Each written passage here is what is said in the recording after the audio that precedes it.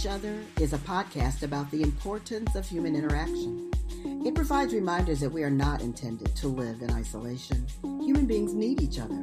The things about another that pisses you off and the things that take you over the moon are all opportunities to see through another's eyes, recognize their intrinsic value, and then look more deeply within ourselves to find the love that's always there. We need each other. You know, I always say it's a special episode, but it's a special episode because we have with us Dante James, who has over 30 years of political and legal experience and has worked in senior leadership positions with government and civil society. He's an attorney by education and training. Mr. James has provided legal representation in private practice, served as an administrative hearing officer, as well as political appointee and political consultant. He worked and traveled for the Clinton administration for almost 8 years, leading advance work nationally and internationally. In 2017, he, along with his wife, Christina, co-founded the Gemini Group, a consulting firm focused on addressing racial inequity within government, higher education, and the corporate and nonprofit sector. They provide training and technical support through organizational development, strategic planning, and professional development coaching. Welcome, Dante James. Thank you. I always say when people read some version of my resume, it just sounds like I can't keep a job. So I appreciate it. Yeah, right. I know that one, know, because I've kind of done a few things myself. But, I always feel like everything that I've done has one common thread, some common interest. So it just looks like different things to other people. It's the same thing to me. Very true. Very true. So with that diverse background that you've had, how did you find your way into equity, diversity, and inclusion training? Well, I've always done some version of social justice for most of my life. I've always, on some level, been a teacher. And, in the work that I've done over the years, running nonprofits focused on the Black community and political engagement, things like that. I'm up at the state capitol testifying, which is trying to teach folks, working for the mayor, running the office that I did in Denver.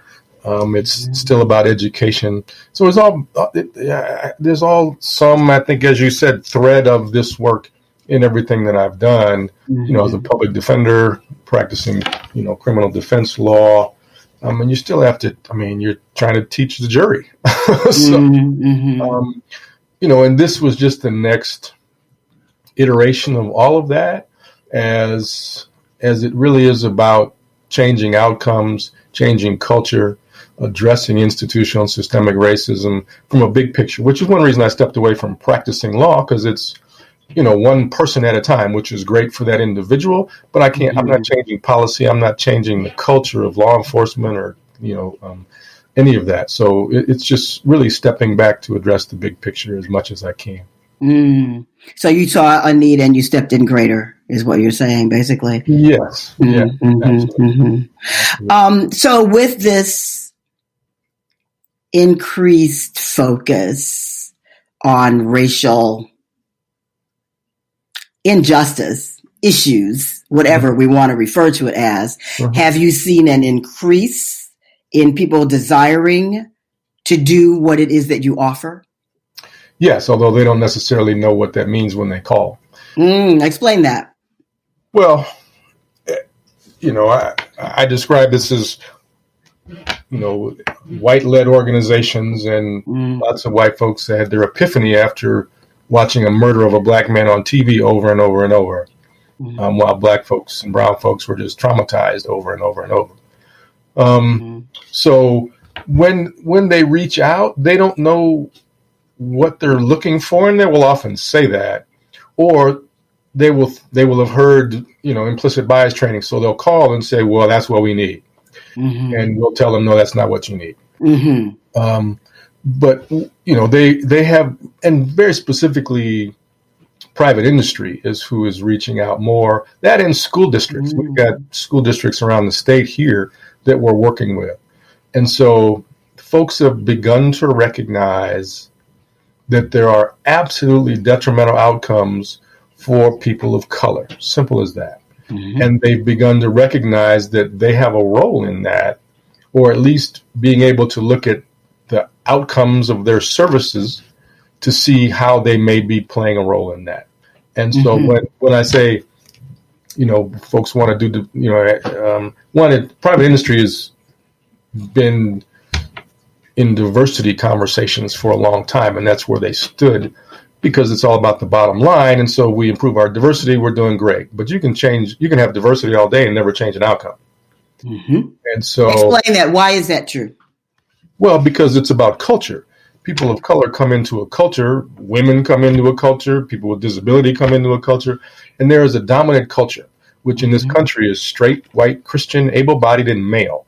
Mm-hmm. And so the real question is, how does that dominant culture paradigm detrimentally impact everything and everyone not within it? And so when we hire diversity, but we expect them to assimilate to that dominant culture paradigm, you're not changing outcomes, because folks need to keep a job. They don't want to rock the boat. They're brand new. They can't really speak up, or they're not in any position because of their position in the organization to speak up. Or if they're the only one who looks like them trying to speak up, it's assumed that they would say something, so they're not really heard in the first place. Mm-hmm. I know all about that. Yeah, I know you do in private industry, right? Mm-hmm. In the corporate world. And so, diversity by itself doesn't make change. And it's about culture change. And that's what we say every day. That's our mantra. It's about culture change. So how do you change the culture? Well, that's the great question, right? And it's a couple things. And on some level, it depends on the organization. But one, you can't ask people to do what they don't understand. So it is about training. Mm-hmm. And not just, as I said, we're not going to walk in and do implicit bias training, because if you have no understanding of the history in this country and the history before this was a country that has been the foundation for institutional and systemic racism, for white supremacy, which has nothing to do with violence. But if you don't understand that foundation and where and how that impacted the cartoons you watched as a kid and the children's books you read as a kid that then created your biases, you're starting in the middle. And that's what we tell them. We're not going to start in the middle. Explain to me, you just said it has nothing to do with violence. What do you mean when you say that? Yeah, white supremacy has nothing to do with violence. A white supremacist is one who believes in the violent maintenance of white supremacy. Mm-hmm. White supremacy is simply that whiteness in white culture, whatever that looks like or can be described, but whiteness is the default for all things normal, intelligent, pretty, expected. What does professional look like? It looks like, straighten your hair and look like this. So it's, literally last month, Band-Aid decided it needed to change its flesh-colored Band-Aids because they didn't look like me. Just last week, huh? Last month, literally last month. Okay. We were old enough to remember the flesh-colored crayon in the crayon box. What did that look like? Yes, right. Idris Elba can't be a James Bond because James Bond can't be a black man. When you walk into the restroom and put your hands under the faucet or the soap dispenser that you don't have to touch, that's based on light refraction and infrared. And so the darker your skin, the more it absorbs light. Which is why I have such difficulty with those all the time. Right? Yes. And I'm not that dark, and I go from sink to sink.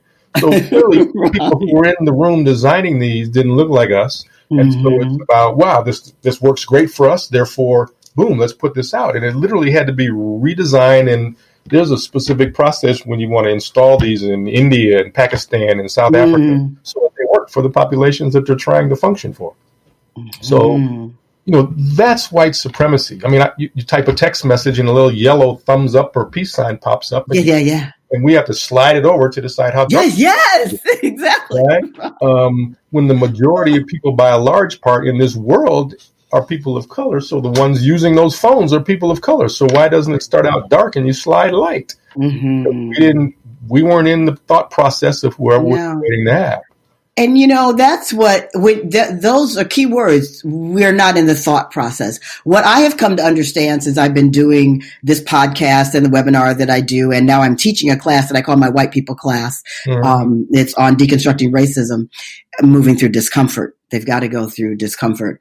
But I have realized that a broader view of white privilege and what that really looks like, so that I do completely understand when they say I don't see color. I get what that means to them. It's not that they don't see our color. They don't see us because we don't matter. And it's not that they're being, that they're like not being kind and open-hearted when they feel that way. It's just the way that their world is. They just don't. We're not considered. No. And so they don't see color. Right. Well, one, unless you're blind, it's just not a true statement. Well, they do see the color. They just don't see us. Right. Because they don't consider us. Right. And then, because we have these conversations, and certainly with police departments, et cetera, that's typically what they say. Well, we treat everybody equally. We don't see color. Well, okay. Yeah, right. But that doesn't work. But what it also implies is that your color is detrimental. And therefore, we're going to let you know we're going to overlook the detriment of your color and treat you like everybody else. That's just bullshit.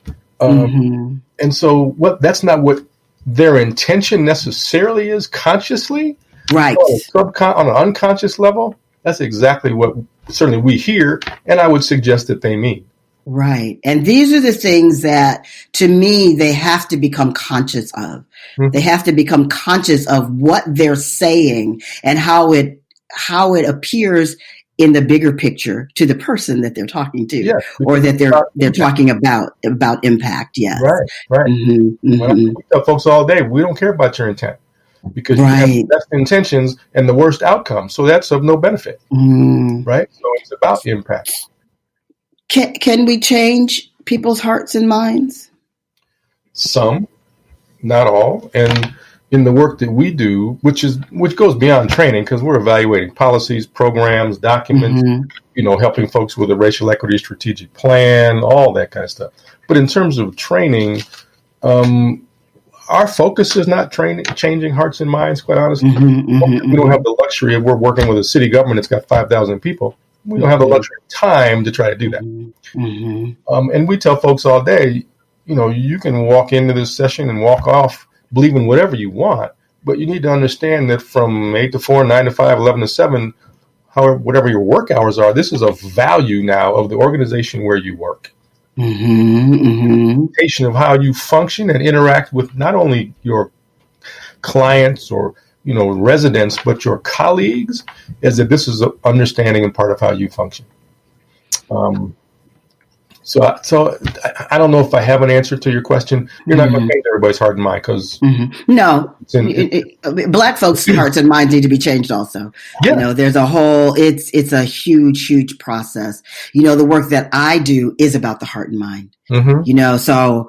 And it's hard I'm telling you, I don't know if you saw the Saturday Night Live where they had that 5-hour empathy drink. It was amazing. They tried to give white people the 5-hour empathy drink and they were like, oh my God, this is wonderful. This is so amazing. But they wouldn't drink it. Yeah. They would not drink it. One guy just jumped out the window, through a window to keep from drinking the 5-hour empathy drink. And, that's what I see in front of me all the time. Yeah. So I guess I have seen people have epiphanies.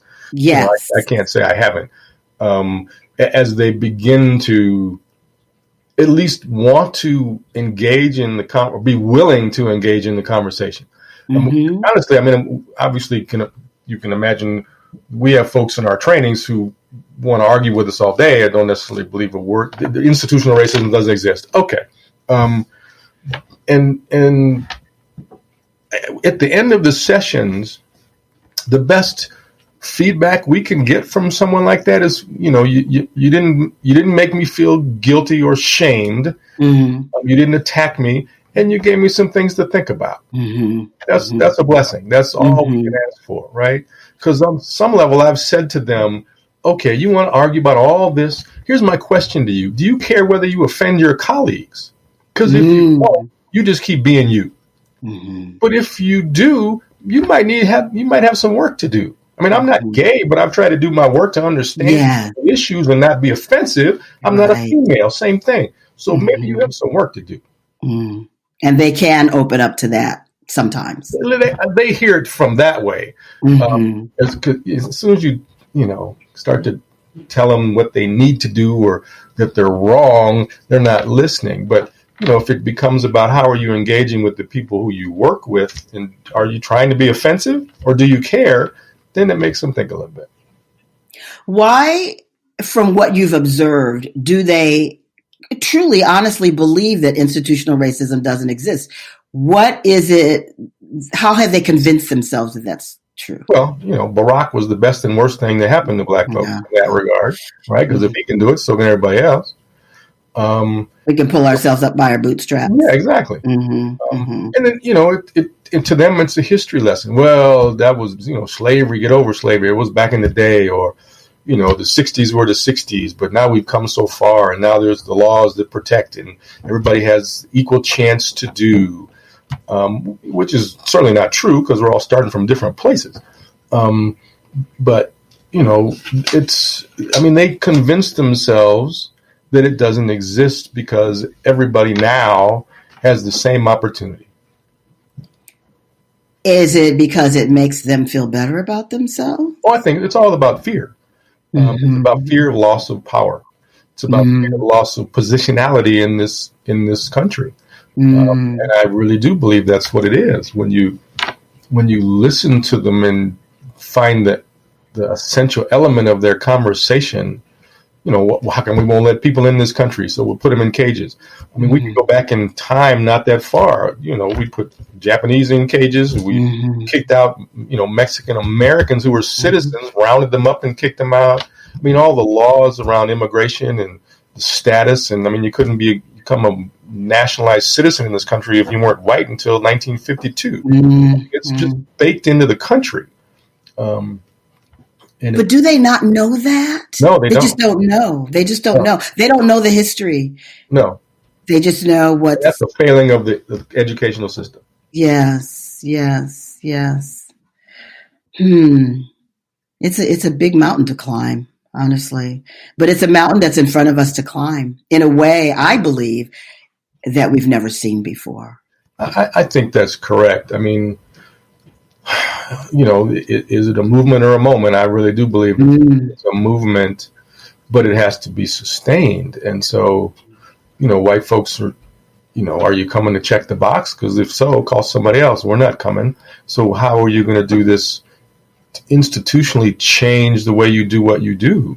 And you have to, it's like anything else, it's systems, whether it's a human system or an organizational system, systems are designed to defend themselves. And so this is about folks stepping back from feeling the need to defend their organizational self, if you will. White blood cells, red blood cells, the system is designed to defend itself. So are organizations. And so we have to overcome that natural defensiveness to move this work forward. I have said on my webinar, I am always looking right in the camera, and I say I am talking to white people right now because what I experience, what I hear, what I feel, and what I know about myself is the black person that existed a few months ago, last year, is not the same black person that they're looking at today. No. And I think it's important to understand that we are unapologetically black. Yep. And, I talked about my experience in corporate America. Your own experience. We have sidestepped. We have TE'd. We have been silent. We've rolled our eyes to ourselves, had a comment to the other black person or person of color in the room. But we're not doing that anymore. No. We can't afford, from my perspective, in my opinion, we cannot afford to do that. This moment is upon us, and we have to grasp it. Yeah. No, I think you're absolutely right. The training that you're doing is more important, I think, than they even realize. Well, it's about trying to raise their consciousness that this is real. that it is, I mean, people are being harmed every day because of institutional and systemic racism. And how do we make it real to those folks who don't want to believe it?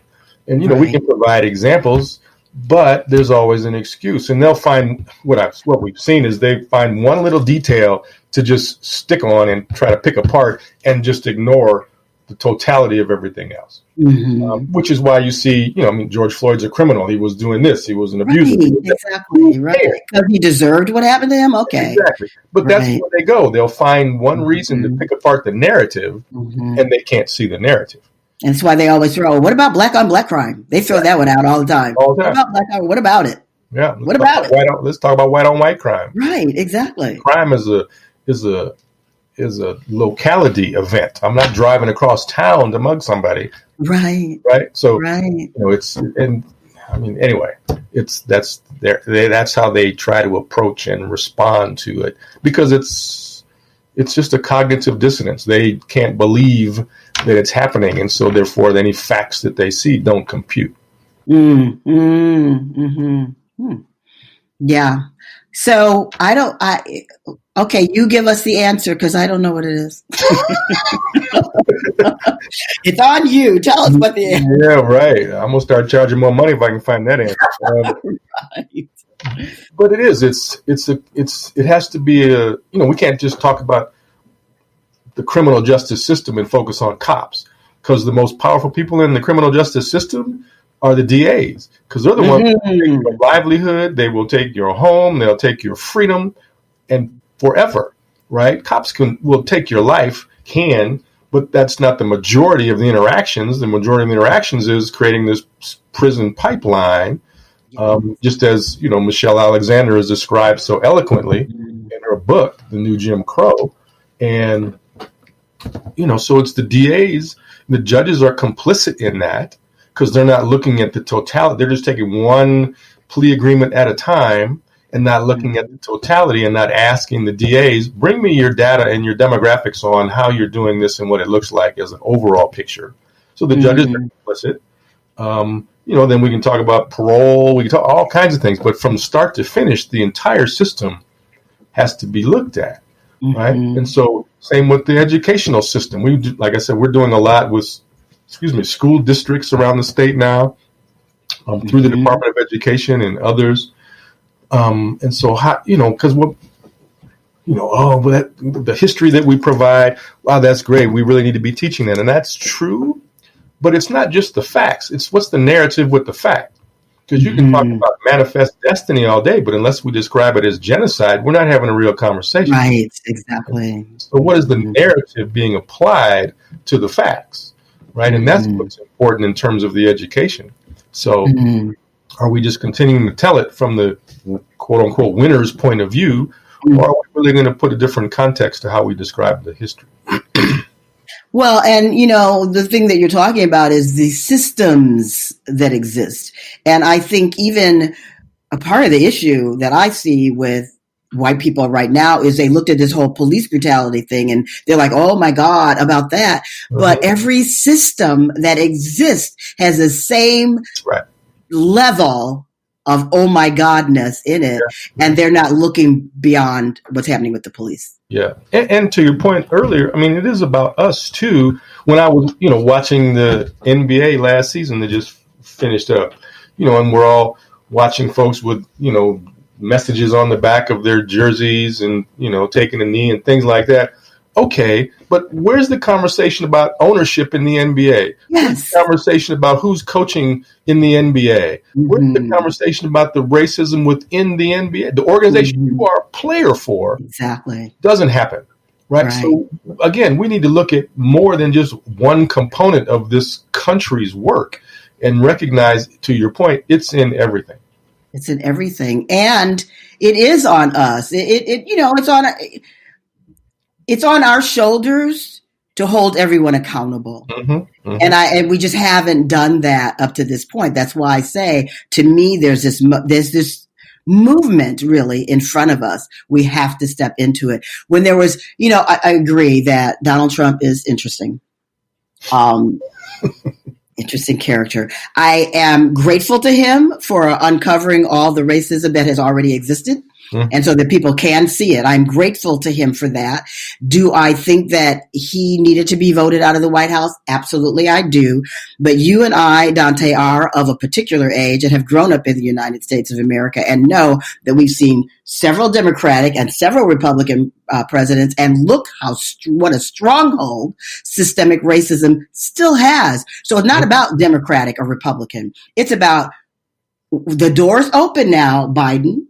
You opened the door. You've spoken these words. You have this woman of color here with you at your side. Black people, and I'm not including everybody right now.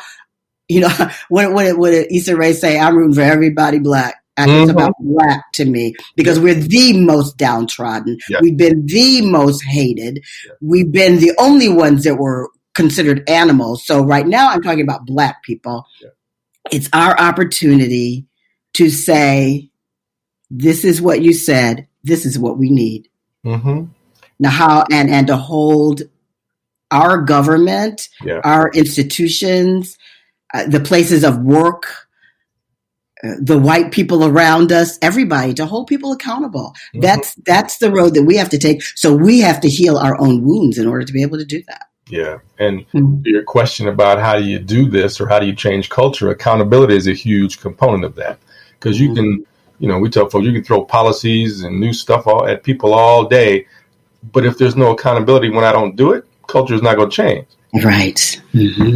So, same with with the cops. I mean, you can throw new policies and tell them what they can or can't do, but if they do it and there's no accountability, the culture hasn't changed. The culture hasn't changed. And also, we can hold folks accountable. We can attempt, but if we're not in positions of power enough to do that, it does take people who don't look like us to then be able to do that when we're not in the room.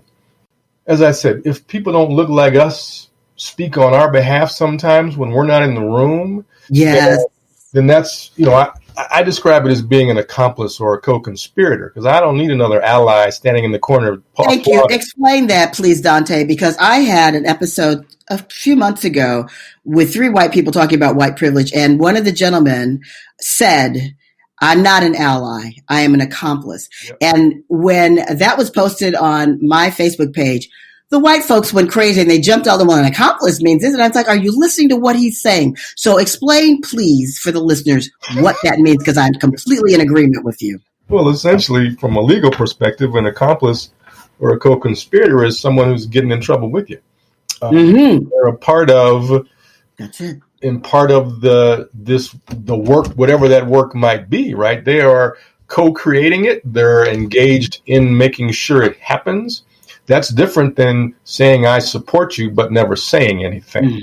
And so I need somebody who's going to get in trouble with me or get in trouble when I'm not in the room because they're speaking on my behalf. And that's really what it is. There's enough people who will type a nice message for you on Facebook, but they're not having any conversation with folks who look like them. That is, I have to say, one of the things I just love so much about the people that do take my class is because they become an accomplice. I mean, they really do. They just have taken it on and really care and are speaking and are supporting Black business, and they're just doing stuff where everybody else is giving me an excuse as to why they can't take the class right now because I'm taking a photography class. They're just talking out of both sides of their mouths from my perspective, and you'll hear this podcast and you'll know how I feel. But and they have the luxury of being able to say, I can ignore that right now. Yes, exactly. And we're in crisis. Yeah, exactly. The definition of privilege is it's not a problem because it's not a problem for me. So how do you get people to realize that it is still a problem for them because it might be their next door neighbor or the kid that their child is playing with or, their cousin's wife, whatever that might be. It's a problem because it's a problem for the country. And everybody is in this country, whether you think we need to be or not, but everybody's here. So what do we do with that? I mean, again, I'm not gay, but I'm not going to let somebody be abused because they're gay. Exactly. Right? And I will say something. And that's what's so hard for white folks, because race is just the hardest conversation, period. Mm-hmm. And that's the difficulty. And well, I'm not a person of color, so I can't really speak on it, or I don't really know what to say. I'm gonna say the wrong thing. Somebody's gonna accuse me of this. Okay, get over that. Yes, those are the things we talk about in class. This is how you have this conversation. Go practice. Yeah, exactly. Because if you're not doing this work courageously and unapologetically, you're not doing the work. You're not doing the work, and you're holding us in the system of racism. You are guilty of keeping the system of racism here in this country if you're not doing the work. Right. And that's what they don't want to hear it, but that is the truth. It's just a difficult. This country didn't get this. This world didn't get this way overnight. It's not going to get fixed overnight. No. That's really what, certainly from an organizational perspective, we tell folks is, this is a year just to really get it started. Mm-hmm. So, you want us to come in and do one training and be done. That's not going to do you a bit of good. Mm-hmm. That's not going to do you a bit of good. Mm-hmm. So how are you beginning to look at this institutionally so that you can make this happen, so that you as, you don't have any people of color in your executives, in your C-suite or in senior leadership.